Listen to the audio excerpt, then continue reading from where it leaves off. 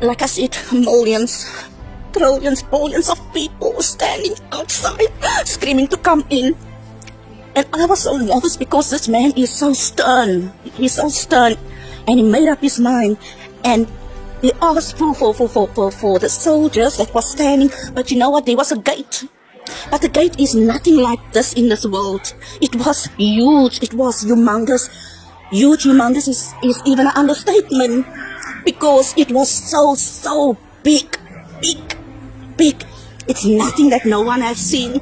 And he asked the soldiers, they had like strange clothes on, and he asked them to close the gates. And as they close the gates, and they close and they push, and they close the gates, that those gates, it slams shut.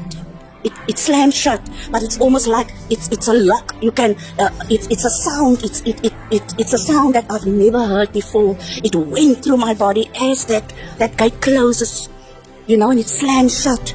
I couldn't hear a voice. No one. I couldn't hear anyone shouting, screaming. Couldn't hear anyone. And this person that said he's the King of Kings, he turned around and he walked. And I turned around and I thought to myself, is this it? Is this it? Is this now heaven?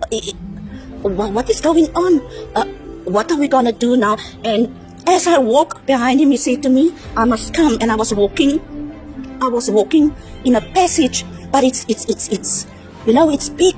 I walk, and this person that is the King of Kings, he had a cloak on and he had a crown on, and I walked behind him. But I was very disturbed in my spirit because my kids were left behind. My family were left behind. People I knew were left behind.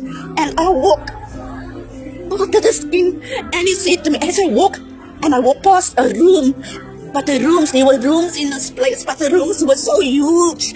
It's big. Everything about this place is different. It's big. It's nothing. It's out of this world. It's nothing that you've ever seen. And I saw my grandma who raised me. My grandpa, I saw mommy was sitting in one of the rooms, and I was happy to see her. But you know what? I was also sad at the same time. And she looked at me and she smiled.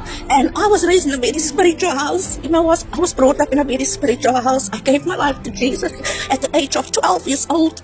And I've never ever had a dream like this before. And I walked past. I didn't even go in the room. Someone said to me that was in a place that each of us gonna have a room. And I thought to myself, but there's so many people that were left behind. How come?